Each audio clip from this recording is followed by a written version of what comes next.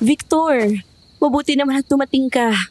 Akala ko hindi mo na ako pupuntahan dito sa ating tagpuan. Bakit kung kailang gabi na saka ka pa nagpasabing nandito ka? Pwede naman tayong mag-usap sa bahay nyo ah. Hindi kasi tayo pwedeng mag-usap sa bahay namin. Baka kasi marinig ni Lolo Tonyo ko. Siguradong malilintikan ako. Hindi niya pa kasi alam yung tungkol dito eh. Myla, bakit ka ba umiiyak? Meron ba tayong problema? Buntis ako, Victor, at ikaw ang ama. Nagbunga ang isang pagkakataong nagpaubaya ako sa'yo. Papatayin ako ni Lolo Tonyo kapag nalaman yung tungkol dito. Kailangan mo akong panagutan. Talaga? Buntis ka? Tatay na ako? Oo, Victor. 2 buwan na akong hindi dinadatnan. Palagi na rin ako nagsusuka sa umaga at saka mayroon ako mga pagkain na dati naman gusto ko pero ngayon ay hindi na. Nagpatingin ako sa kakilala kong doktor sa bayan at sinabi niya na 2 buwan na akong buntis.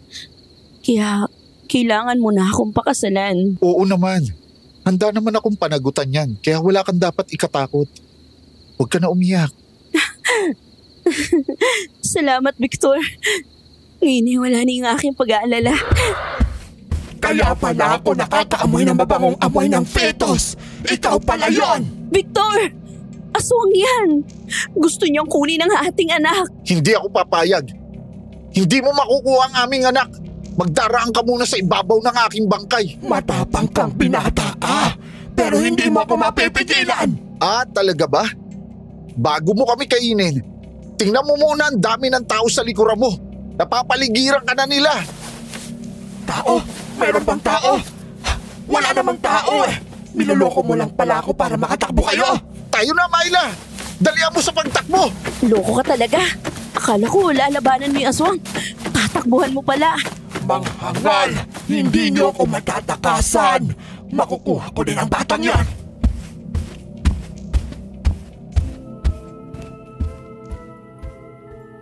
Isang mapagpalang araw sa lahat ng mga taga-subaybay ng seryeng Kwentong Takip Silim. Tawagin niyo na lang ako sa pangalang Candy. Mula sa aking pagkabata ay hinahanap ko na ang aking itay. Sabi ni Inay, malalaman ko kapag may isip na ako. Kaya nang magkaroon na ako ng isip ay muli ko siyang tinanong tungkol sa aking itay at ikinwento na nga niya sa akin ang naging masalimuot nilang buhay at pag-ibig ng aking itay. Ayon kay Inay, ng mga panahong yon ay si Itay ang pinakagwapong binata sa kanilang baryo. Palaging naiimbitahan sa mga birthday ng mga kagalagahan at kasalan. Marami ang nagkakagusto kay Itay, pero si Inay ang pinili niya. Pero yun palang magiging dahilan kung bakit magiging magulo ang kanilang buhay. Pero maniniwala ka ba na dahil sa batong hiyas na pambulag ng aswang kaya ako nakaligtas at naisilang ng maayos ng aking inay?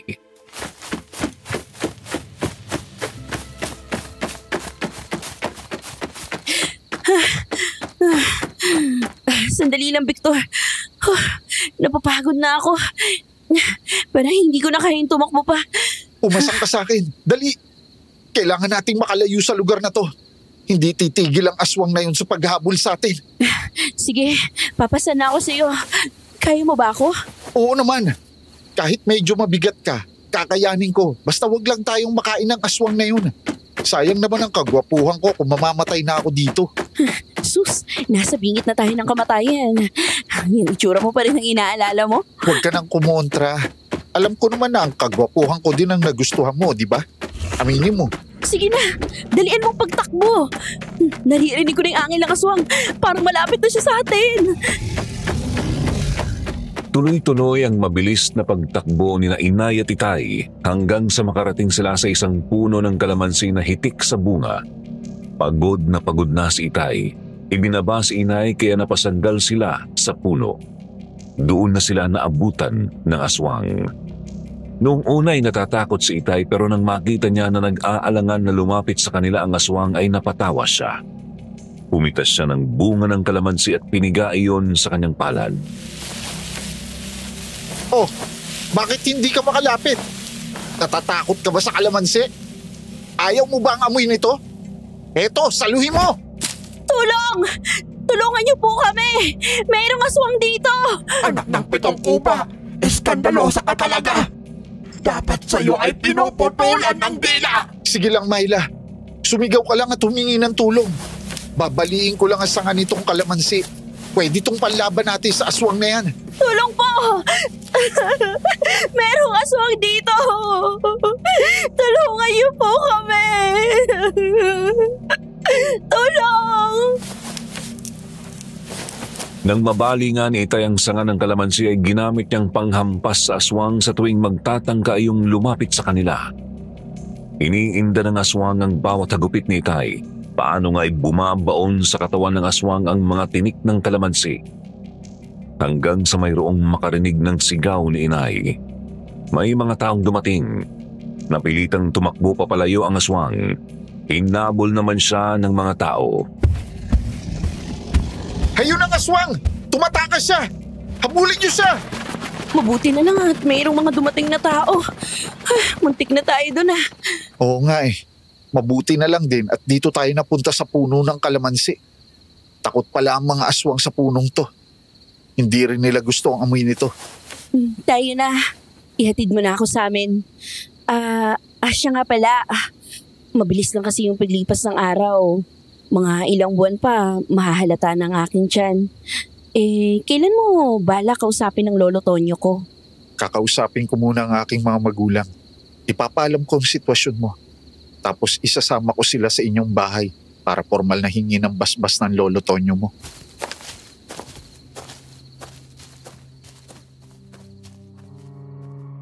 Nang makarating nga sila sa bahay ni na Inay Myla ay nakita nilang nakatayo sa pintuan ng bahay ang lolo Tonyo niya. Isa itong albularyo kaya ugali na niyon ang palaging paghawak sa mahabang buntot pagi.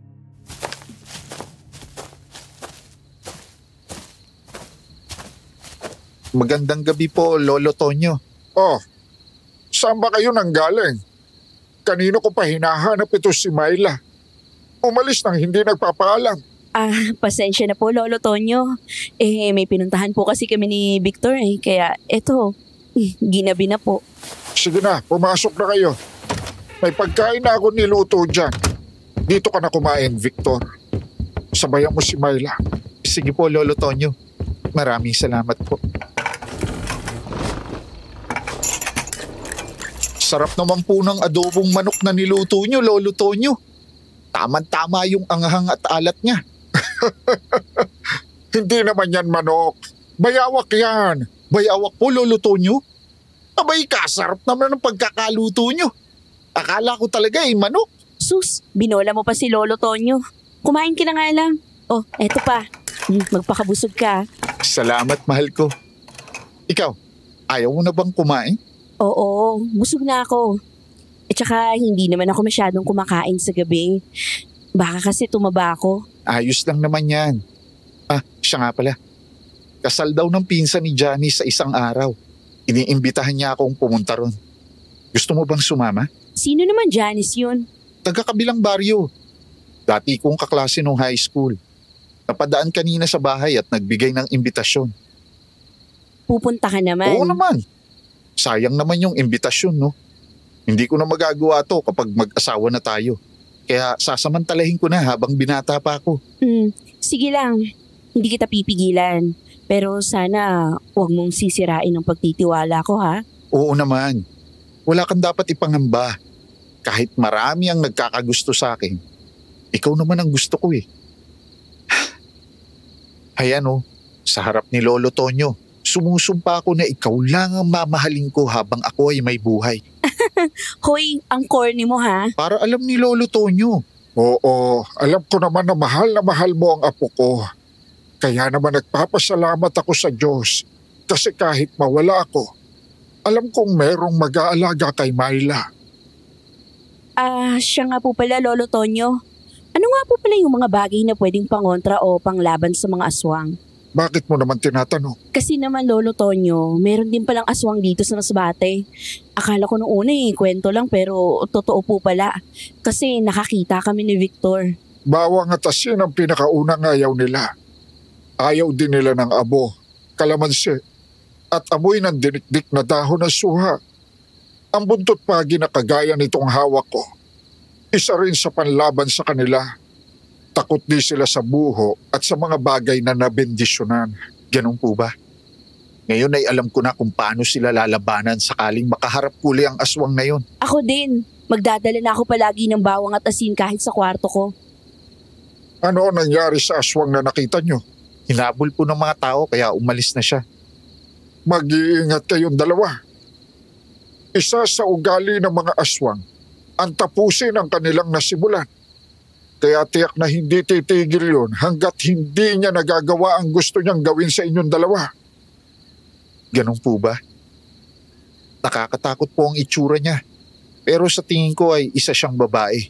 Kaya makakaya ko naman siyang harapin sakaling magkita kami ulit. Lalo na't alam ko na ngayon ang panlaban sa kanya.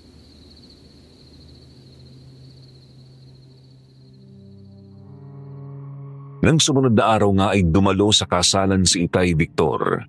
Papadilim na iyon noon. Isinasama niya si Inay Myla pero hindi daw siya sumama kasi hindi naman siya imbitado. Ganoon kasi sa probinsya lalo na at hindi naman kilala ni Inay ang ikakasal. Pero lihim na sinundan ni Inay si Itay. Gusto lang niyang makita kung ano ang ginagawa ni Itay kapag hindi siya kasama. Nagtago siya sa malaking puno na nasa di kalayuan kaya tanaw na tanaw niya ang bahay ng ikakasal. Hindi niya alam na nasundan din siya ni Lolo Tonyo.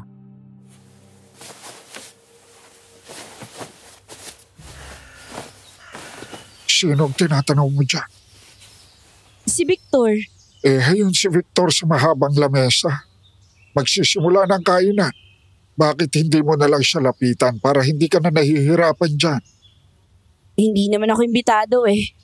Oh, Lolo Tonyo naman eh. Nakakagulat kayo. Akala ko kung sino na yung nagtatanong. Bakit naman kasi sagot ka na sagot? Sinusundan ko po si Victor. Gusto ko kasing malaman kung ano yung ginagawa niya kapag hindi niya ako kasama. Alam mo, Apo, masama yung ginagawa mo. Kapag nalaman niya ni Victor, baka magalit yun sa'yo. Kasi parang wala kang tiwala sa kanya. Isinasama ka naman niya kagabi, ayaw mo. Tapos ganito ang gagawin mo. Malaki naman po ang tiwala ko sa kanya. Wala lang talaga akong tiwala sa mga babaeng umaalembong sa kanya. Ayun kagaya ng isa na yun. Tingnan niyo. Naku, wala namang masamang ginagawa yung babae. Inaasikaso lang niya si Victor. Tingnan mo nga, binibigyan ng pagkain. Natural lang na gawin niya yan kasi bisita si Victor. Pero kung makita mong yumayakap at kumakalong sa nobyo mo, doon ka magalit. Umaalimbong na talaga yon. Ano kayong pinag-uusapan nila? Hindi ko marinig eh. Gusto mo ba talagang malaman? Gusto mo bang lumapit sa kanila? Matutulungan kita dyan. Naku naman, Lolo Tonyo. Kapag lumapit ako sa kanila, tsak na makikita ako ni Victor. Magugulat yun. Hindi kanila makikita. Kahit pitikin mo pa ang tenga ni Victor. Pero paano ko po magagawa yun, Lolo Tonyo? Meron akong batong pambulag na nakuha ko mula sa napatay kong aswang ilang taon na ang nakakaraan. Nasubukan ko na ito at talagang epektibo naman. Gusto mo ba subukan? Paano po ba yung paggamit niyan? Ay, sigurado bang gaganing yan sa akin? Ilalagay mo lang sa bibig mo. Huwag mong lulunukin, ha? Hindi ko alam kung ano epekto kapag nalunok. Huwag ka rin magsasalita para hindi mo mailuwa at hindi ka nila makita. Habang nasa bibig mo ito, walang sino man sa mga nandyan sa kasalan na makakakita sa iyo. Sige Lolo Tonyo. Susubukan ko ito. Sige. Dapat pala ay noon pa kita tinuruan ng gawain ng isang albularyo. Para kung sakaling wala na ako, alam mo nang ipagtanggol ang iyong sarili.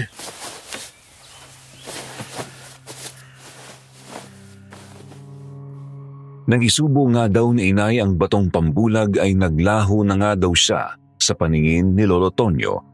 Kaya kumpiyansa na siyang naglakad palapit sa bahay kung saan idinadaos ang kasalan. Pinilit ni Inay na hindi siya makabangga ng sino man sa mga taong naroon para hindi maghinala ang sino man na mayroong nilalang na hindi nakikita ang nagmamasid doon. Pumwesto siya sa malapit sa lamesang kinauupuan ni Itay para marinig niya ang pinag-uusapan niyon at ng babaeng kaharap.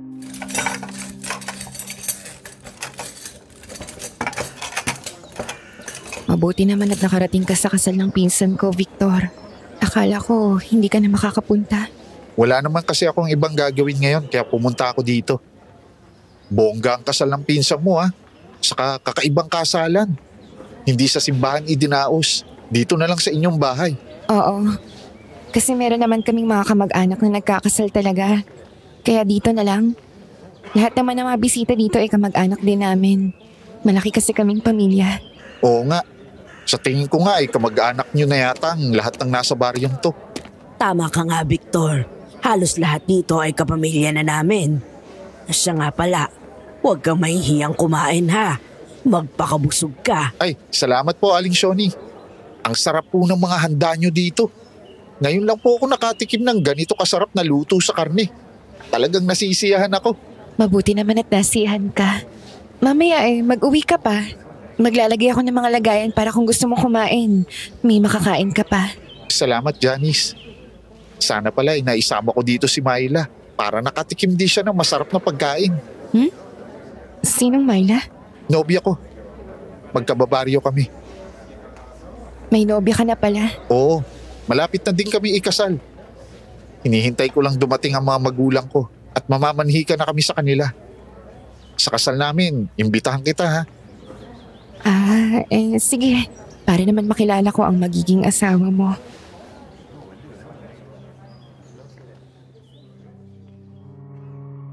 Sabi ni Inay ay napangiti daw siya at natuwa nang marinig ang sinabi ni Itay, Victor. Napatunayan niya na kahit hindi siya kasama ni Itay ay talagang mahal na mahal siya noon at hindi ikakahiya kahit sino pa ang kaharap. Kaya umalis na siya roon at nagbalik kay Lolo Tonyo. Lihim silang umalis sa lugar na yon. Umuwi na sila sa kanilang bahay. Kinabukasan tanghali na ay hindi pa siya pinupuntahan ni Itay Victor gaya ng madalas niyong ginagawa kaya siya na ang pumunta sa bahay niyon.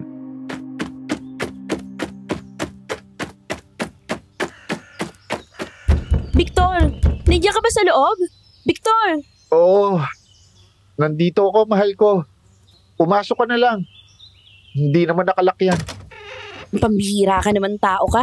Mataas na yung sikat ng araw, tulog ka pa. Tingnan mo, saradong-sarado pa yung mga bintana mo. Huwag mo munang bubuksan ang bintana. Gusto ko pang matulog. Halika na lang dito sa tabi ko, samahan mo ako matulog. Wala ka bang gagawin ngayon? Hindi ka ba pupunta sa bukid? Ang sabi mo kasi kahapon magpapatubig ka sa palayan mo. Gusto ko pang matulog. Parang tamad na tamad ako ngayong araw na to. Halika na. Tabihan mo na lang ako dito. Huy, ano ba? Ayun ka na naman Nagsisimula ka na namang landiin ako. Alalahanin mo na hindi pa alam ni na Lolo Tonyo ang kalagayan ko. Buo na nga yan, di ba? Di siguruhin naman natin na magiging gwapo siya kung lalaki. At magiging maganda naman kung babae. Halika nga dito. Ang bango-bango mo naman. Ay, pilyo ka talaga.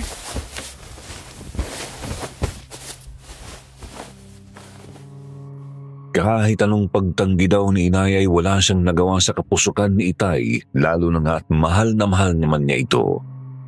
Muli siyang nagpaubaya. Tanging ang mga butiki sa kisame ang naging piping saksi kung anuman ang kanilang ginagawa sa loob ng kwarto ni Itay. Hanggang sa lumipas ang mahabang oras, nanatiling sarado ang bahay ni Itay. Nang dumating ang hapon ay sakalang siya bumangon.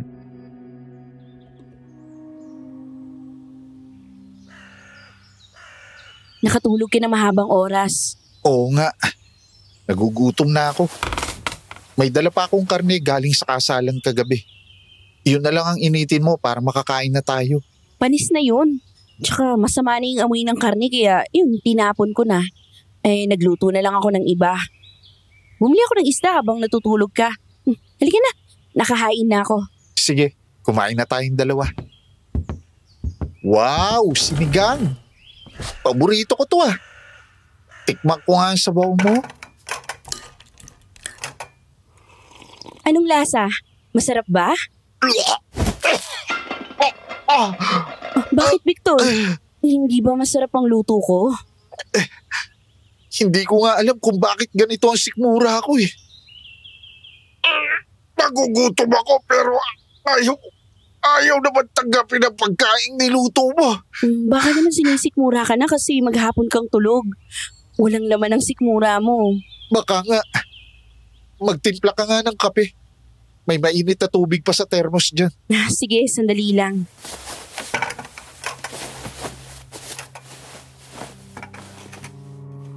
Kaagad nga na kumuha ng tasa at kutsara ang aking inay at nagtimpla ng kape. Matapos ay ibinigay kay Itay. Pero nang muling lagukin ni Itay ang kape ay muli niyang iniluwa iyon. Muling tumakbo sa lababo at nagsuka. Kaya naman nakaramdam siya ng matinding pagod at nahiga na lamang ulit. Namilipit yun sa sakit ng tiyan nang makaramdam ulit ng matinding gutom.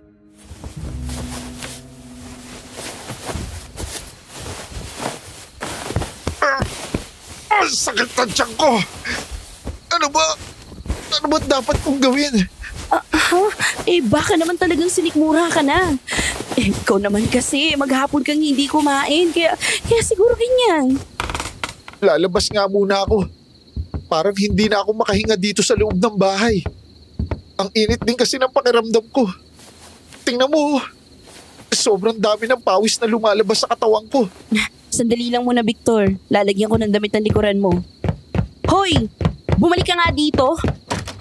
Pambihira ka.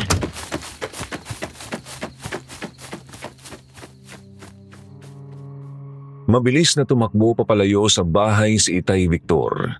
Sinundan naman siya ni Inay hanggang sa makarating sila sa tabi ng irigasyon ng patubig papuntang palayan.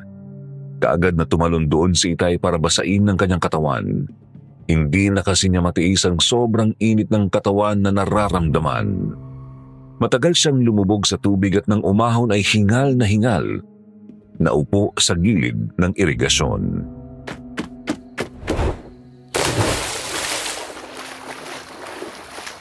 Ano na, kumusta ng pakiramdam mo? Medyo nabawasan na ang init ng katawan ko. Pero ang sakit ng sikmura ko hindi pa rin nawawala. Nagugutom pa rin ako pero hindi ko alam kung anong kakainin ko. Pero huwag kang mag-alala. Magiging maayos din ako. Umuwi na tayo. Maghapon na rin akong wala sa amin eh. Baka hinahanap na ako ni Lolo Tonyo. Sige, ihahatid na kita sa inyo. Ayos ka na ba? Oo, kaya ko ang aking sarili. Huwag ka na masyado mag-alala. Baka makasama pa yan sa anak natin eh. Victor, narinig mo ba yun? Oo, mukhang bumalik na naman yung aswang na humahabol sa atin. Ang anak natin ang talagang gusto niya kaya kailangan mo mag-ingat.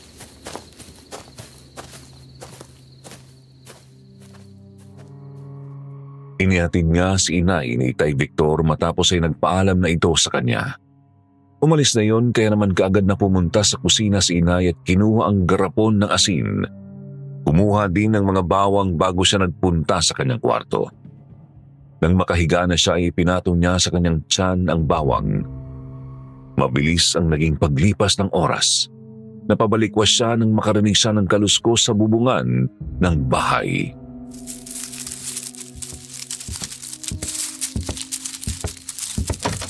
Gising ka na pala. Akala ko hindi mo narinig ang kaluskos sa bubungan. Meron ngang kumakalis ko sa bubungan natin, Lolo Tonyo. Pero kung aswang man siya, hindi niya ako maiisahan kasi meron akong hawak na pangontra sa kanya. Sige, magkunwari ka na lang natulog. Pero bantayan natin kung anong gagawin niya. Lolo Tonyo, inaangat na niya yung yero ng bubungan natin. Di nga nagtagal ay nakita ni na Inay at Lolo Tonyo na mayroong mahabang dila na lumawit mula sa siwang ng bubungan at humaba iyon pababa patungo sa kanyang tiyan. Nang malapit na yun sa kanya ay dahan-dahan niyang binuksan ang garapon ng asin at dumakot yun. Nang sasayad na ang dila sa kanyang tiyan ay bigla niya yung hinawakan. Ikinuskus doon ang asin na nasa mga kamay niya. Dinig na dinig niya ang pagkalampag ng bubungan. Nagulat kasi ang aswang sa ginawa niya.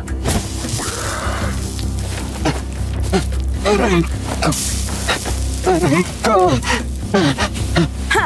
Ano ha? Masarap ba ang asin? Hindi ko bibitawan ng dila mo hanggat hindi nalalapnos yan. Tikman mo naman tong bawang oh! Huwag mong bibitawan! Kukuha ako ng itak para maputol yan! Dalihan mo, Lolo Tonyo! Ang lakas niya! Hindi ko na mapipigilan to! Dali!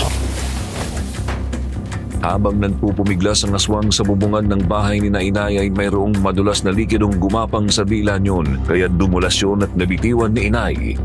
Mabilis na umiksi ang dila ng aswang at narinig ni Inay ang malakas na kalabog sa yero na parang nagpagulong-gulong ang aswang dahil sa hapdi ng dila niyon hanggang sa bumagsak. Nagmamadali silang lumabas ng bahay. Anak ng diablong aswang ka! Ang lakas na loob mong biktimahin kami, ha? Hindi mo pala ako kilala. Humanda ka sa akin ngayon. Lolo Tonyo, pag-ingat ka! Unas kang matanda ka! Ikaw na muna ang lalapain ko bago ang buntis na yan! Ano? Buntis? Oo, buntis ang babaeng yan. Kaya nga ako pabalik-balik dito dahil gusto ko ng amoy ng sanggol sa sinapupunan niya. Pwes, hindi magyayari ang gusto mo. Hindi ako papayag na saktan mo ang aking apo. Humanda ka! Aray ko! Walang yakal ng matanda ka! Papatayin kita! Ikaw ang mamatay! Sinabuyan ni Inay ng asin ng aswang kaya hindi na niyon alam ang gagawin kung iilagan ba ang hagupit ng buntot pagi o iiwasan ng mga asin. Kaya sa bandang huli ay nagdesisyon yon na tumakas na lamang at iniwanan sina Inay.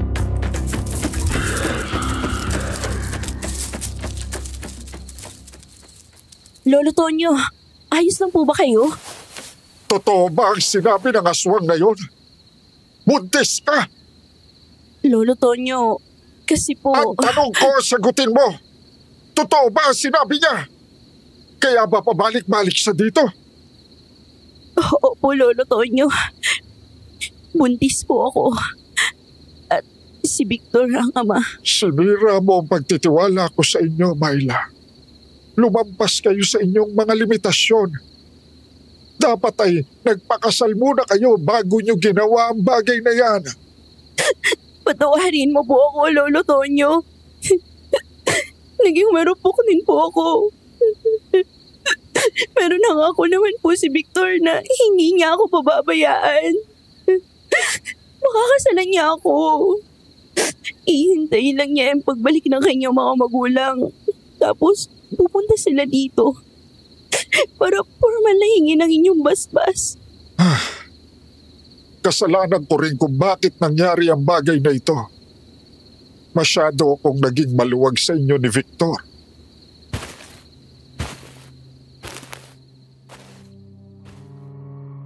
Nakita ni Inay ang sobrang lungkot sa mukha ni Lolo Tonyo nang tumalikod iyon at pumasok sa loob ng bahay.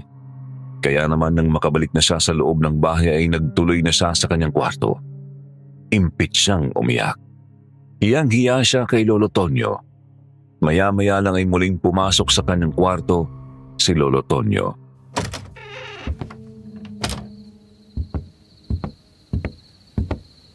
Myla, gamitin mo na lang muna itong batong pambulag ng aswang.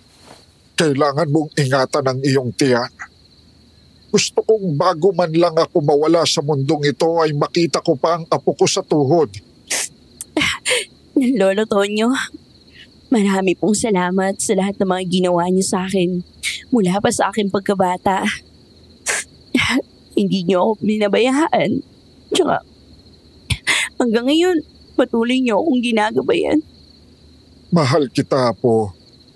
Ikaw na lang ang naiwang alaala sa akin ng iyong mga magulang. Tayong dalawa na lang ang magkasama, kaya hindi kita maaaring pabayaan. Sa tulong ng bato na yan, magagawa mong protektahan ang iyong sarili. Salamat, Lolo Tonyo. ibabalik ko din po ito kapag naisilang ko na ang aking anak. Ingatan mo yan. Huwag mong hahayaan na mapunta yan sa kamay ng iba. Lalo na sa mga masasamang nilalang. Opo, Lolo Tonyo.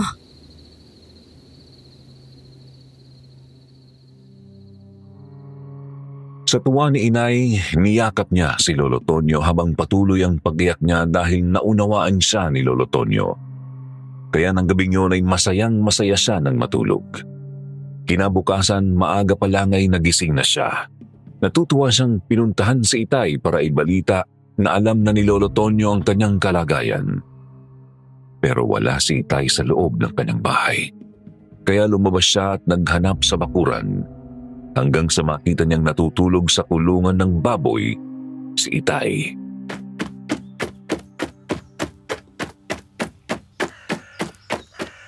Victor! Hoy, gumising ka nga! Bakit dito ka natulog sa koral ng baboy? Mabuti na lang at walang baboy dito na nakakulong. Myla? Bakit nandito ako? Anong ginagawa natin dito? Hay nako, ako nga yung nagtatanong sa iyo kung bakit dito ka natutulog. Ano bang nangyayari sa iyo? Hindi ko nga alam kung anong nangyayari sa akin. Sobrang init ng katawan ko. Sobra na ang gutom ko pero ayaw naman tumanggap ng pagkain na sikmura ko. Hindi ka rin nakatulog ng buong magdamag, di ba? Nangingitim na yung paligid ng mga mata mo. Hindi ko na alam ang aking gagawin. Hindi ko alam kung anong nangyayari sa akin. Sobra na ang gutom ko. Pero hindi ko alam kung anong kakainin. Oh, huwag ka nang umiyak. Andito lang ako sa tabi mo. Hindi kita pababayaan. Tara, halika na sa loob ng bahay para makapagpalit ka na ng damit. Amoy dumi ka na ng mga baboy.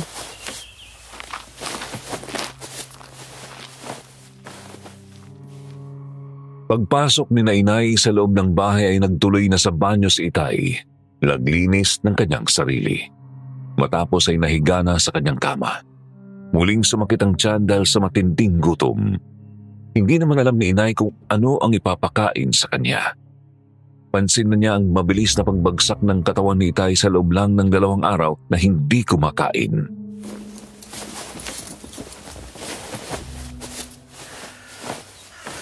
Hindi na ako uuwi sa amin. Dito na lang muna ako sa'yo habang hindi maayos yung pakiramdam mo. Baka kasi sa susunod na araw, kung saan-saan ka na naman matulog. Pasensya ka na. Hindi ko rin kasi alam kung ano ang nangyari sa akin kagabi. Ayos lang yun. Sino pa ba yung magdadamayan kundi tayong 2 lang?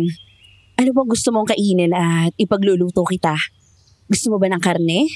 Ipagluluto kita ng masarap. Bibili ako sa palengke. Tama. Karne nga. Kakaibang luto ng karne. Sige, ibibili kita ng karne. Magpahinga ka na lang muna ha.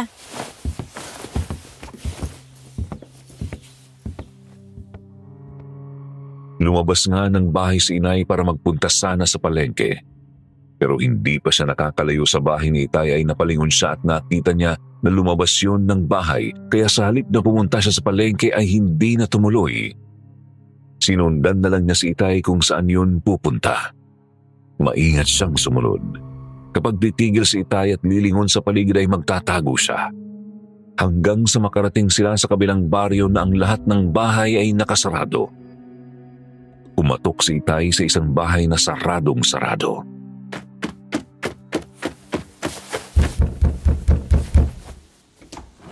Inaasahan ko na babalik ka.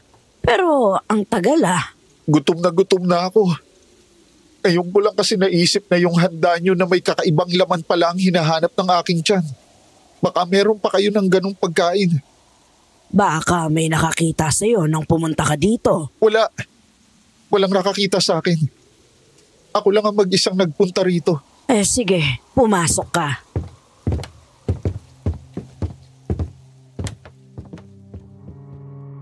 Nakita daw ni Inay na pumasok sa loob ng bahay na yon si Itay kaya naman napaisip siya saglit. Hindi niya alam kung paano ang gagawin kasi baka mayroong makakita sa kanya. Pero gusto niyang makita kung ano ang ginagawa ni Itay sa loob ng bahay na yon kaya lakas loob siyang lumapit sa bahay na yon. Umikot siya sa bandang likuran kung saan niya naririnig ang pakikipag-usap ni Itay kay Aling Shoni. Naghanap siya ng butas para masilip si Itay. Swerte naman na mayroong butas doon kaya sumilip siya.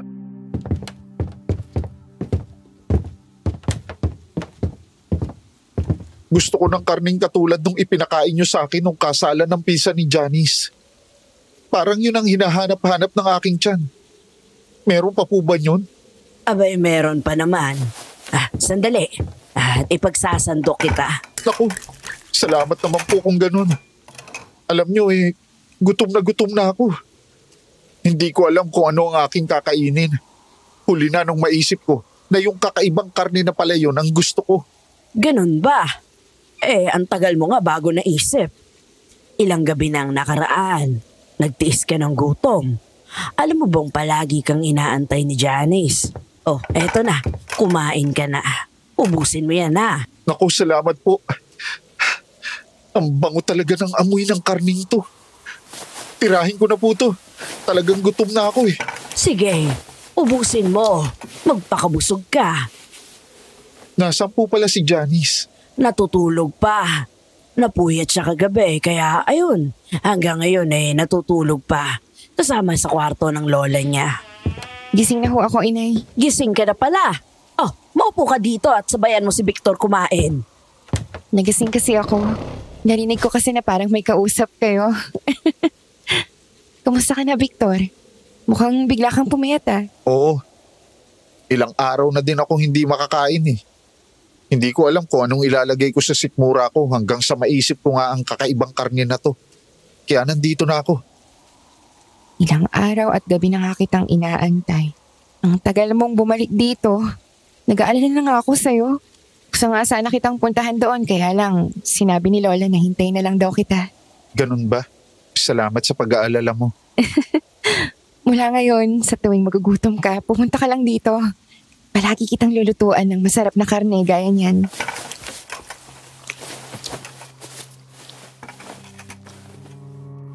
Nakita ni Inay ang matamis ng ngiti ni Itay nang hawakan ni Janice ang kamay niyon.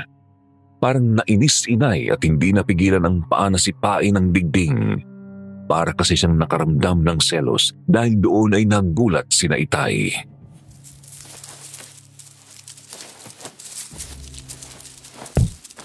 Nay, ano yun? Parang may tao yata sa likuran ng ating bahay. Kumakalabog lang gating dingding. Baka naman pusa lang o aso na naligaw lang dito. Wala nang aso o kahit anong hayop sa lugar natin, Nay. Mga ibon na lang ang meron dito. Sandali lang at titingnan ko. Ituloy niyo na lang ang pagkain niyo.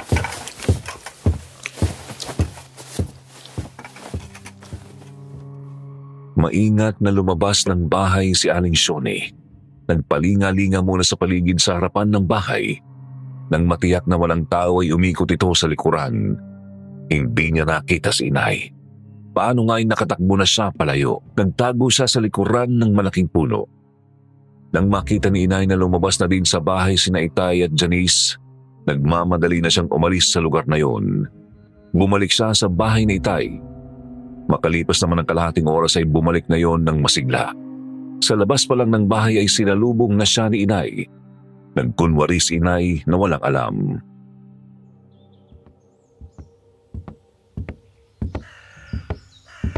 Wala ako nabiling karne . Ayos lang. Huwag ka nang magluto. Busog na ako. Nakakain na ako ng maayos. Alam ko na kung anong hinahanap ng aking tiyan. Anong kinain mo? Tsaka saan ka ba galing? Wala ka nang dumating ako dito .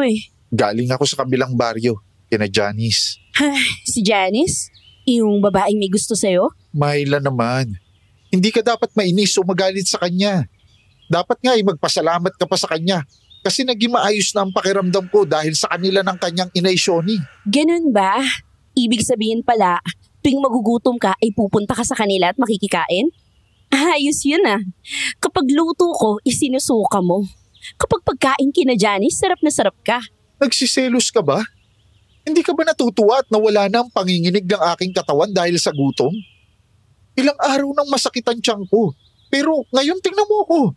Pasigla na ulit. Sa halip na magpasalamat ka, nagagalit ka pa kay Janice. Pwes, magsama kayo ni Janice. Uuwi na ako sa amin. Bahala ka sa buhay mo. Ang hirap mong paliwanagan.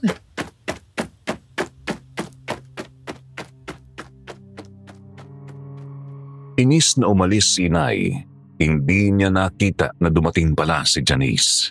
Sinundan pala niyon si Itay para patuloy na akitin. Nakita niyo ng pag-aaway nilang dalawa kaya kunwari ay pinapakalman yun si Itay.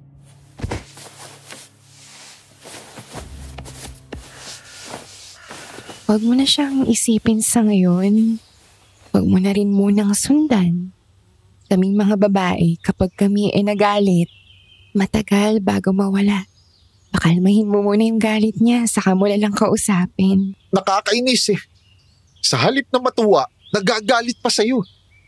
Ikaw na nga tong tumulong sa akin para maging maayos ang pakiramdam ko. Meron kasi kaming mga babae na hindi marunong umunawa. Kagaya ni Myla. Sarili lang ang iniisip nila. Pero ako, nauunawaan kita, Victor. Ang gusto ko kasi maging maayos ang pakiramdam mo. Salamat, Janice. Basta kung kailangan mo lang ng tulong ko, nandito lang ako. Bakit sobrang bait mo sa akin? Hindi mo pa ba nahahalata? Gusto kita at mahal na mahal kita, Victor. Sana nga lang magkaroon ako ng puwang sa puso mo. Sana, bigyan mo ako ng pagkakataong mahalin ka. Napakabuti mo, Janice. Pero hindi ko kayang suklian ang pag-ibig mo. Meron na kasi akong pananagutan kay Myla. Hindi pa naman kayo kasal. Kaya patuloy akong umaasa na darating ang araw na magiging akin ang pag-ibig mo. Gustong gusto ka ng inay ko at lola ko para sa akin. Magiging masaya ka sa piling ko, Victor. Bigyan mo lang ako ng pagkakataon.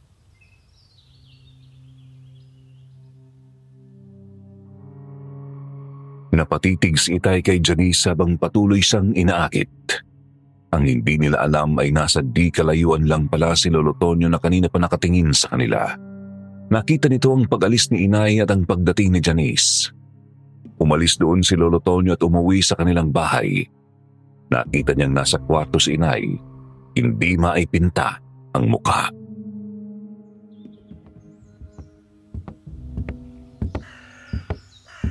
Akala ko ba ay aalagaan mo si Victor? Bakit nandito ka na? Nakakainis siya, Lolo Tonyo. Hindi niya kinakain yung mga niluto ko. Tapos, kakainin niya yung luto ng Janice na yun? Kaya sumusuko ka na, ganun ba? Uuwi ka na lang dito at magkukulong sa iyong kwarto habang ang nobyo mo ay inaalagaan ng iba. Kapag ganyan ang gagawin mo, parang itinutulak mo na rin siya palayo sa'yo. Baka mahulog siya sa tukso. Kung ganon, ano naman ang gagawin ko, Lolo Tonyo? Aba, bumalik ka kay Victor. Ikaw ang may karapatan para alagaan siya kasi nobya ka niya. Dinadala mo ang magiging anak niya. Huwag ka magpatalo sa isang babae. Ganon ba yun, Lolo Tonyo? Oo, sige na. Lakad na. Bumalik ka na doon bago pa ahasin ng iba ang nobyo mo.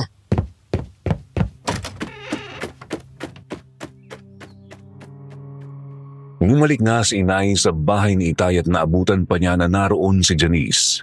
Nasa loob na ng bahay ang dalawa. Naggulat si Itay nang makita si Inay. Hindi kaagad makapagsalita. Hindi alam kung paano magpapaliwanag. Nagulat din si Janice nang makita si Inay.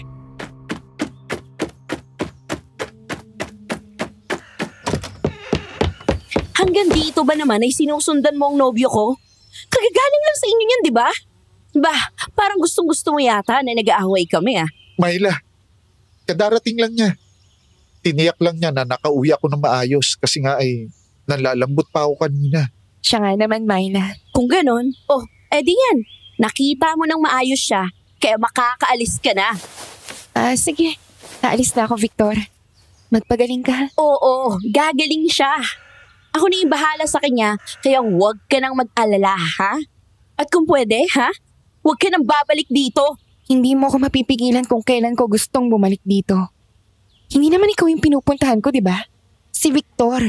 Hindi mo pa naman siya asawa kaya huwag kang umarte na pagmamay-ari mo na si Victor. Victor, palisin mo na nga yung babaeng yan. Myla, nagmamalasakit lang si Janice. Pwede ba? Huwag kang mag-iskandalo. Ayos na ako, Victor.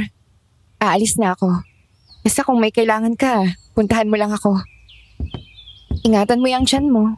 Baka mawala yung sanggol na ipinagmamalaki mong anak ni Victor.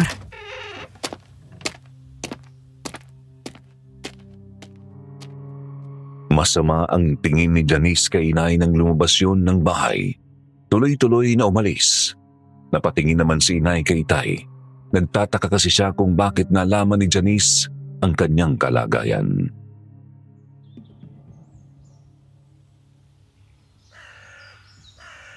Sinabi mo ba sa babaeng yun ang kalagayan ko? Oo. Sinabi ko sa kanya na meron na akong pananagutan sa'yo. Kaya ibaling na lang niya sa iba ang kanyang pagmamahal. Ganun ba? Oo, ganun nga. Tapos ikaw naman, banat ng banat kahit hindi mo pa alam kung ano ang aming pinag-uusapan. Sorry na. Hindi ko naman kasi alam na ganun pala yung pinag-usapan ninyo. Sabi ko naman sa'yo, magtiwala ka lang sa akin. Kasi ikaw lang ang mahal ko.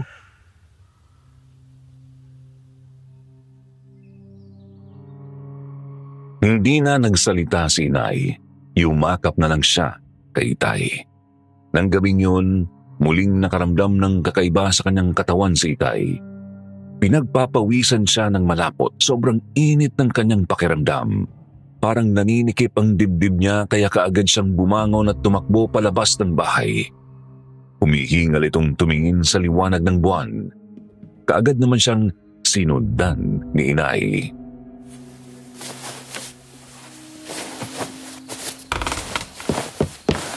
Victor! Anong nangyayari sa'yo? Anong masakit sa'yo? Diyan ka lang! Huwag mo akong lalapitan! Ano bang pinagsasabi mo na huwag kitang lapitan? Kailangan kitang punasan. Tingnan mo yung pawis mo. Ang dami. Hindi ko na to kaya! Diyan ka lang! Huwag mo ako susundan! Victor! Saan ka ba pupunta? Bumalik ka dito! Tuloy-tuloy na tumakbo palayo sa kanya si Itay. Hindi naman napigilan ni inay ang kanyang sarili. Sinundan niya yun. Hindi niya namamalayan na nakalabas na siya sa bakuran ni na Itay. Tumakbo siya sa lubak-lubak na kalsada. Nang hindi na niya makita si Itay ay tumigil siya sa pagtakbo. Paano ay kumirot ang kanyang tiyan. Kinabahan siya. Ganun kasi ang madalas niyang napapansin sa kanyang sarili kapag may aswang sa paligid. Napalingon siya sa may kalahiban. Paano nga ay may narinig siyang nag-uusap. Maingat siyang lumapit. Ganito pala ang mangyayari sa aking katawan kapag patuloy akong kumain ng kakaibang karne na to. Parang ang lakas ko. Lalo pa nga at bilog na bilog ang buwan. Alam mo bang mayroon pang mas masarap sa laman na yan, Victor? Iyong sariwa pa. Yun ang pinakamasarap sa kagaya nating mga aswang. Talaga ba, Aling Sony? Oo, mas masarap ang hilaw na laman ng tao. Lalo na ang mga puso at atay nila. Pero ang pinakamasarap sa lahat ay ang sanggol, Victor. Lalo na yung nasa sinapupunan pa lamang at hindi pa naipapanganak. Iyon ang pinakamabisang pagkain para sa ating mga aswang. Kapag nakakain ka noon, mas hahaba pa ang iyong buhay. Kaya pala parang hindi kayo tumatanda ni Lola Asun. Dahil sa pagkain niyo ng mga sanggol. Pero huwag ka mag-alala, Victor. Mananatili pa rin ako sa iyong tabi. Handa kitang samahan kahit saan. Ganon kita kamahal. Salamat, Janice. Lahat ng pinag-usapan ng mga aswang ay narinig ni inay. Halos sumabog ang dibdib niya sa katotohanang nalaman kaya takot ang kanyang naramdaman. Nanginginig ang kanyang tuhod ng tumayo at humakbang papalayo. Pero naramdaman ng mga aswang ang mga hakbang niya. Anak ng lintik, may tao palang nakakita sa atin. Ayun siya. Tumatakbo pa palayutan eh. Masyado tayong naging kampante na walang taong gumagala sa ganitong oras. Kumilos na kayo, Janice, Victor. Kung sino man ang taong yun, patayin niyo siya. Hindi pwedeng may makaalam ng ating mga sikreto. Tayo na, Victor. Sundan na natin ang taong yun. Sige, ako na makahabol sa kanya. Naku po. Diyos ko. Alam na nila na nakita ko sila. Tulungan mo po ako matakasan sila. Parang malapit lang siya dito. Naaamoy ko siya. Alam ni inay na mas mabilis sa kanya ang mga aswang kaya nang makakita siya ng malaking puno ay nagtago siya roon. Sa kanya naisip ang binigay sa kanya ni Lolo Tonyo na batong pangbulag. Kaagad niyang inilagay sa kanyang bibig kaya pagdating ng mga aswang sa kinalalagyan niya ay hindi siya makita ng mga yon. Hindi rin siya kumikilos sa kanyang kinatatayuan para hindi makalikha ng igay. Nasaan na siya? Dito ko lang siya nakita kanina. Bigla na lang siyang nawala. Saan kaya siya nagtago? Janice, Victor, hanapin niyo siya sa paligid. Huwag kayong babalik nang hindi nakikita ang taong yun. Kapag nabuhay siya, tsak na bukas din, ay kalat na sa baryong to ang tungkol sa atin. Doon tayo sa gawing iyon, Victor. Dalian niyo, uminos na kayo.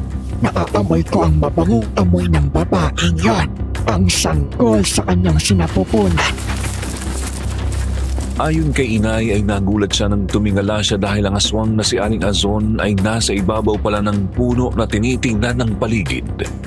Inaamoy ang ihip ng hangin. Muntik na siyang mapasigaw pero tinutok niya ang kanyang bibig. Nilabanan niya ang takot at hindi siya kumilos para hindi siya maramdaman ng mga aswang. Sinong babae, inay? Yung nobya ni Victor. Buntis siya at palagay ko'y mahigit ng 2 buwan.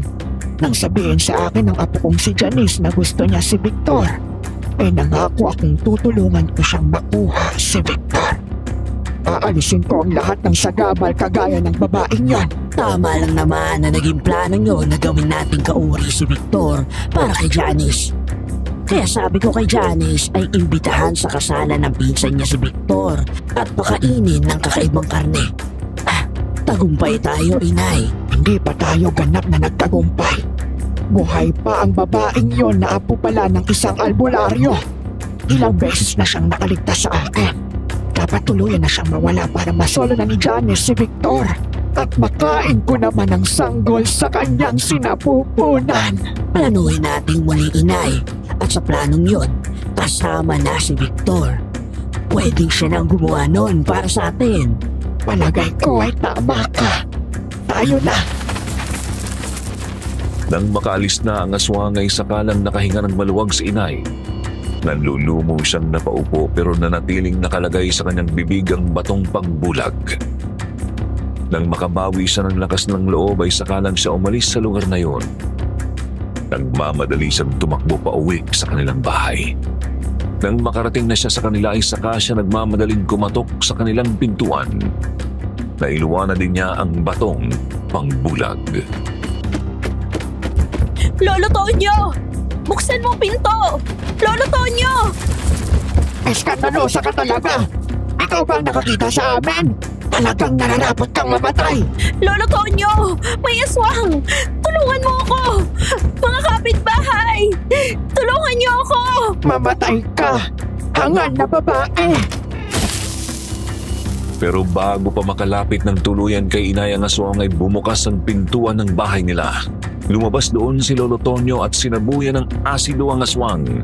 Naglabasa na din ang mga kapitbahay nila na nakarinig ng malakas na sigaw ni inay.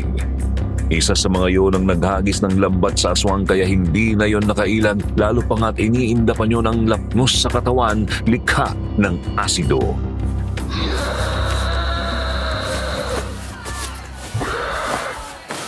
Mga hangal talaga kayo! Pakawalan niyo ako dito! Papatayin ko kayong lahat! Ikaw ang mamamatay ngayon! Mga kasama! Ito ang aswang na nanliligalig sa ating lugar! Ipinauubay ako na sa inyo ang kanyang buhay! Iyan din ang ilang ulit na nagtangka sa buhay ko. Dapat sa aswang na yan ay mamatay. Huwag mo kong bibigyan ng pagkakataong makawala dito dahil papatayin kita! Ang taong baryo na ang bahala sa iyo. Sige na mga kasama. Nasa inyo na ang kapalaran ng aswang na yan.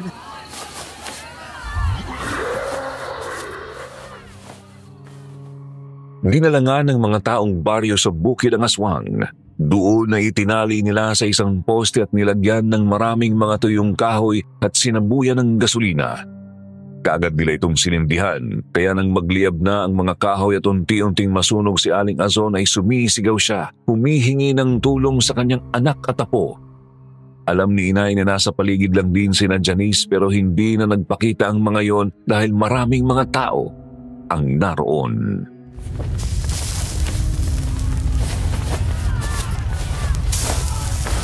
Tulungan niyo ako!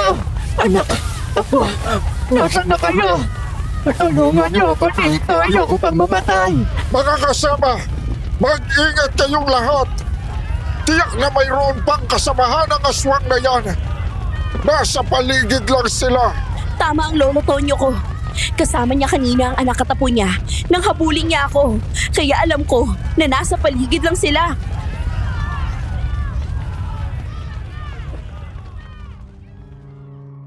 Tama nga si inay. Nasa paligid lang sina Aling Shoni, Janice at Itay. Nagtatago sa malalaking puno at mga damuhan.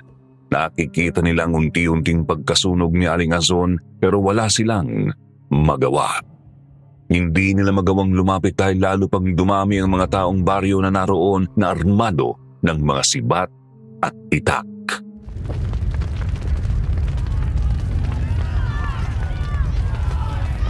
Inay, papanoorin nilang po ba natin ang unti-unting pagkamatay ni Lola Azon? Hindi ba natin siya tutulungan? Nagpapakamatay ka ba? Hindi mo ba nakita na lalong dumadami yung mga tao? Sa palagay mo ba, maililigtas mo pa ang Lola Azon mo? May oras din ang paniningil. Lahat kayo naging dahilan ng kamatayan ng Lola Azon ko. Pagbabayaran niyo yan.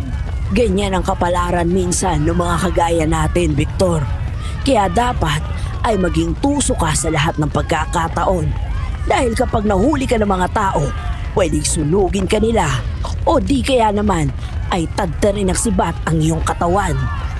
Si Myla at Lolo Tonyo ang may kasalanan sa nangyari sa kanya.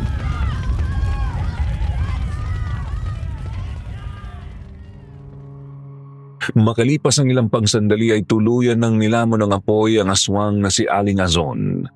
Nalagutan na rin yun ng hininga. Napaiyak si inay habang pinagmamasdan yun kasi ay nakaligtas siya sa kamatayan. Pero puno pa rin ng bagabag ang dibdib niya dahil alam niyang hindi pa tapos ang mga problema.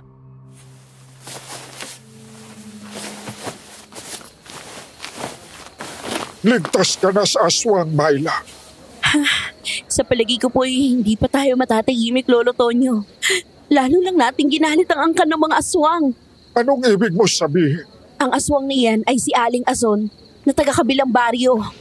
Meron pa yung mga kamag-anak ng mga aswang din. Yung baryo na puro sarado ang mga bahay. Tama po kayo. Yun nga. Maraming tao ang natatakot na dumaan sa baryong yon dahil palaging sarado ang mga bahay doon. Pinaghihinala ang baryo yon ng mga aswang. Tama kayo. Lahat ng mga naroon ay mga aswang at isa sa pinakamatanda sa kanilang lahi ay si Aling Azon. Kaya sa pagkamatay niya, tsak na mas lalo nilang pag-iinitan ng baryong to. Lalo ka na kasi ikaw ang naging dahilan kung bakit siya nahuli ng mga tao. Mayroon pang mas malalang problema dyan, Lolo Tonyo. Meron pa bang mas malala doon? Ano naman yun? Isa na po sa kanila si Victor.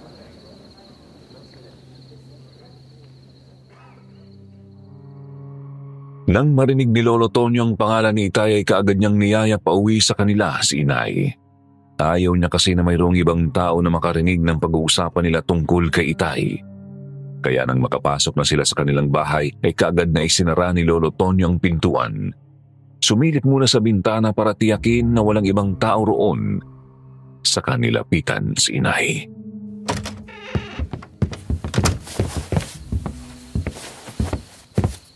Anong ibig mong sabihin na isa na ron si Victor? Opo, Lolo Tonyo.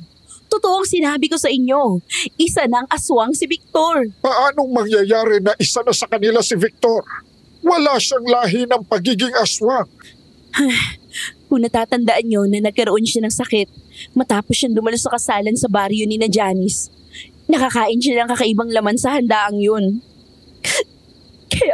Kaya pala ayaw niya kumain ng kahit na ano. Yun na pala, gano'n na yung gusto ng kanya sikmura. Karne pala ng tao ipinakain sa kanya ni na Janice. hinahawa din siya. Natuklasin ko lahat ng yun na masundan ko si Victor.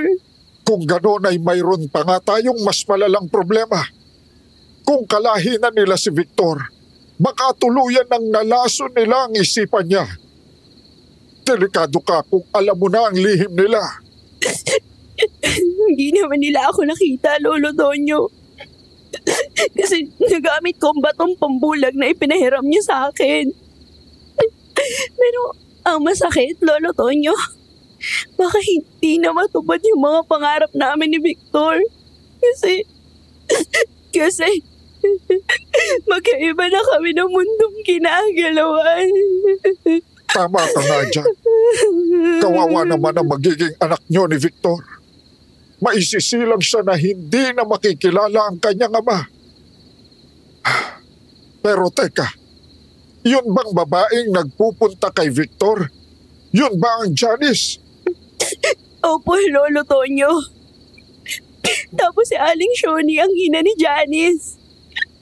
Sila ang mga aswang at tiyak ko na ang lahat na nasa baryong yun na kamag-anak nila ay mga aswang din. Kailangan ay malaman ng ating mga kababaryo ang lahat para mag-ingat din sila. Pwede nilang tugisin ang sino man sa kanila na mapupunta sa baryo na yun. Pati ba ang tungkol kay Victor ay isasabihin natin sa kanila, Lolo Tonyo? Oo naman, Apo. Para na rin yun sa kaligtasan mo. Para hindi ka na niya lapitan. Isa na siyang aswang, kaya hindi ka dapat na magtiwala sa kanya.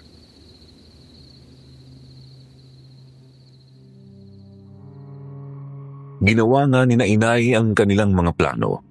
Kinausap nilang mga kapitbahay nila at pinaalam sa mga iyon ang tungkol sa mga aswang na sina Aling Shoni, Janice at Itay. Dahil doon ay mabilis na kumalat ang balita. Nagalit ang mga tao kaya sinalakay ang bahay ni Itay. Maswerte namang nakatakas si Itay at umalis sa lugar na yun. Ilang araw pang matuling lumipas at nalaman ni Inay na maraming bahay na sa kabilang baryo ang inabandona, kabilang na ang bahay ni Janice.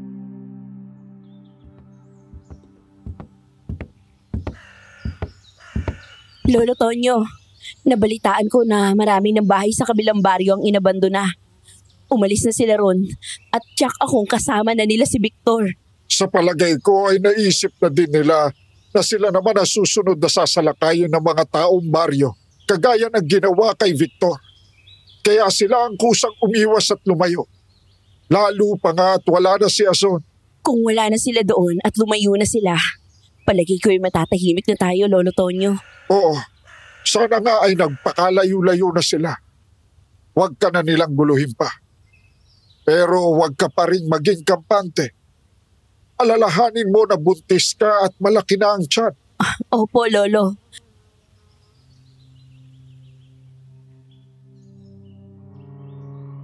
Tama nga si Lolo Tonyo.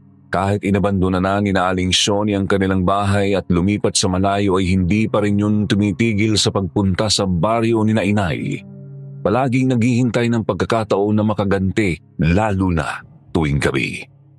Kagaya na lang ng isang gabing isasara na sana ni Inay ang bintana ng kanyang kwarto.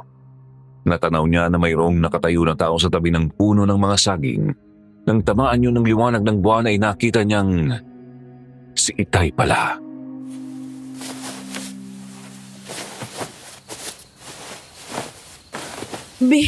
Victor? Ikaw ba yan? Oo, Myla. Ako nga to. Pwede bang lumabas ka dyan? Sabik na ako mayakap ka. Pati na rin ang ating anak. Sige, Victor. Sandali lang at lalabas ako. Saan ka pupunta? Si Victor po nasa labas. Gusto ko lang siya kausapin, Lolo Tonyo. Pwede po ba? Huwag kang magpalinlang sa maamo niyang boses. Huwag kang magpadala sa iyong damdamin. Gamitin mo yung utak mo, Myla. Hindi na siya ang dating Victor na nobyo mo. Isa na siyang aswang. Lolo Tonyo.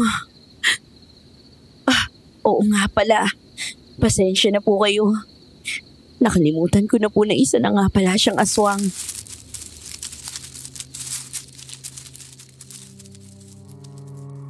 Nang muling tanawin ni inay si Itay ay nakita niya na hindi na ito nag-iisa doon. Lumabas sa dilim sina Aling Shoni at Janice. Tinabihan ni Janice si Itay at kumapit sa braso niyon na parabang sinasabi na sa wakas ay magkasama na sila ng itay ko. Kaya naman napasimangot ulit si inay. Muli ay nanaig ang galit at inis kaya isinara ni Lolo Tonyo ang bintana.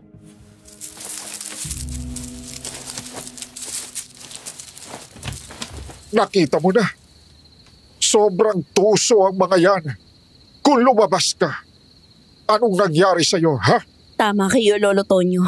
Napakasama ng mag-ina na yan. Dapat din sila masunog kagaya ni Aling Ason. Hindi naman sila makakalapit na dito sa bahay. Napapaligiran ng bawang, asin at siit ng kawayan ng bawat sulok nito. Meron din akong mga isinabit na lata sa paligid. Kapag hinata ko ang lubid na ito at umingay ang mga lata, maglalabasan na ang ating mga kapitbahay. Wala na sila, Lolo Tonyo. Parang umalis na yata. Ganun pa man ay huwag ka nang magbukas ng bintana. Pakiramdaman mo yung tiyan mo. Kapag sumakit yan at gumalaw ang batang nandyan, ibig sabihin ay natatakot na siya. May aswang sa paligid.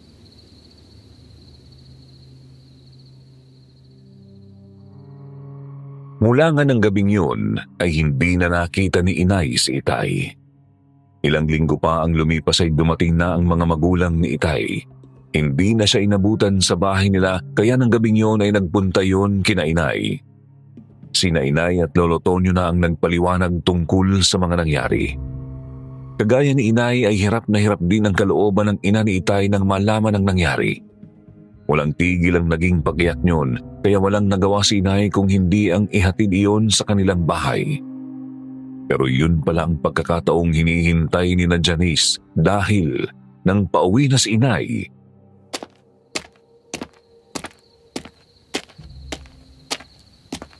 Sa wakas, ay nahulog ka rin sa aking mga kamay. Nakakuha rin ako ng magandang pagkakataon para makaganti sa'yo. Ang dami mong atraso sa amin. Ikaw ang naging dahilan kaya umalis kami sa aming tirahan. Sa takot na sa lakayin ng mga tao. Ikaw din ang dahilan kung bakit namatay ang inay ko. Huwag niyo akong sisisihin sa mga nangyari dahil kayo ang may kasalanan. Ikaw, gusto mo pala si Victor, Janice, pero hindi ka lumaban ng parehas. Humingi ka pa ng tulong sa lola ason mo para patayin ako at makain naman niya ang sanggol sa aking tiyan. Gusto niyo patayin ang aking anak. Natural na poprotektahan ko siya kahit wala na ang ama niya. Parang alam mo na ang lahat. Hindi ba't yun naman yung totoo? Diba? Pinakain niyo ng kakaibang laman sa handaan si Victor para maging aswang na kagaya niyo. Tama ka. Ngayong nasa akin na siya, dapat ka na ring mawala. Dalhin mo sa kamatayan ang lahat ng iyong natuklasan. Papatayin kita at kakainin ko ang sanggol sa tiyan mo. Nang dambahin ni Janice si inay ay hindi na siya nakaiwas. Hindi na siya makakatakbo dahil nakaharang din si Aling Shoni. Noon naman dumating si Itay at binamba sina Janice at Aling Shoni. Nagpagulong-gulong silang tatlo at nang makatayo ay galit na sinita ni Janice si Itay. Ano ginagawa mo, Victor? Bakit mo pinipigilan akong patay ng babaeng to? Nakalimutan mo na ba na siya ang dahilan kaya muntik ka na mapatay ng mga taong baryo? Tumigil ka na, Janice. Alam ko na ang lahat. Narinig ko na ang lahat ng mga ginawa niyo sa amin ni Myla. Kaya ngayon, hindi ako papayag na patayin niyo ang aking anak. Isa kang hangal, Victor. Mas pipiliin mo pa ang babaeng yan kaysa sa amin. Tayo magkauri. Kaya tayo ang dapat na magkakampi. Nakikiusap ako sa inyo na sasama ako kahit saan kayo makarating. Basta huwag niyo lang pakialaman si Myla at ang aming anak. Nakipagkasundo kayo sa akin. Pero kayo rin ang sumira. Ang dami niyo ng mga kasalanan. Ang ibig mo bang sabihin, Victor? Nabago man ang iyong anyo, pero ang pagmamahal mo sa akin ay hindi nagbago? Tama ka. Sumama ako sa kanila para sa iyong kaligtasan at sa ating anak. Di ba sinabi ko naman sa iyo, habang ako ay nabubuhay, ikaw lang ang mamahalin ko. Kaya hindi ako papayag na saktan kanila. Galit na galit si Itay nang salakayin sina Aling Sonia at Janice. Naglaban-laban silang tatlo habang si Inay ay pigil ang hininga. Takot na takot pero hindi naman niya magawang iwanan si Itay. Panay ang sigaw niya na sinasabing lumaban si Itay. Hanggang sa mapatay ni Itay sina Aling Sonia at Janice. Sugatan siya nang bumagsak. Sa pagkakataong ito ay wala na ang takot ni Inay para kay Itay.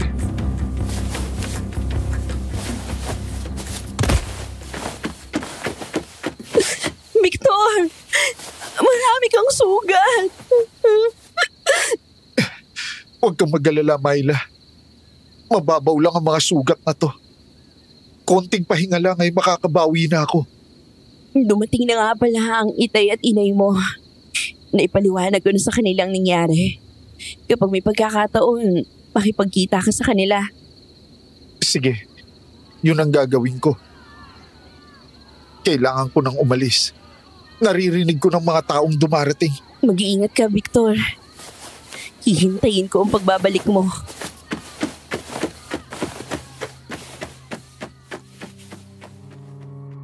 Nang makalis nga si Itay ay saka naman dumating si Lolo Tonyo na kasama ang mga taong baryo. Nakita nila ang mga bangkay ng aswang. Gumawa na lang ng kwento si Inay. Sinabi niya na nagpatayan ng 2 aswang kasi ay nag-aagawan sa bata na nasa kanyang tiyan. Kaya parehong nasugatan ng malubha at namatay. Mula nga ng gabing yun ay palagi na siyang dinadalaw ni Itay. Palihim na lumalabas sa gabi si Inay para magkausap sila. Noong una, tutol si Lolo Tonyo nang malaman ang sitwasyon. Pero nang kalaunan ay nagtiwala na ulit ito kay Itay.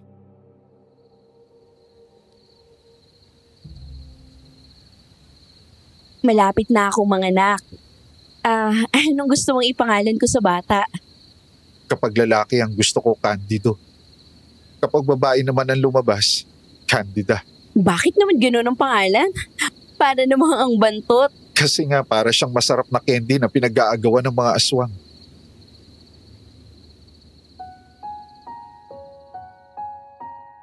Napatawa na lang ang aking inay.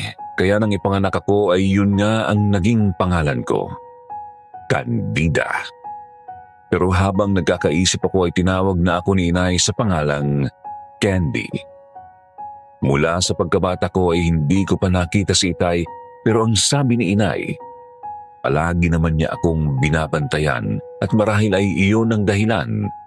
Kaya minsan ay parang nararamdaman ko na mayroong mga mata na palaging nakatingin sa akin at nagbabantay. At yan po ang kwento ng aking mga magulang. Siyempre kwento ko na rin dahil ako ang bunga ng wagas nilang pagmamahalan. Kaya sa mga listeners dyan na relate sa kwento ko, share nyo na din ang kwento ng buhay nyo. Pakisubscribe na din sa channel na ito para lagi kayong updated sa mga bagong videos na upload dito. God bless po sa ating lahat.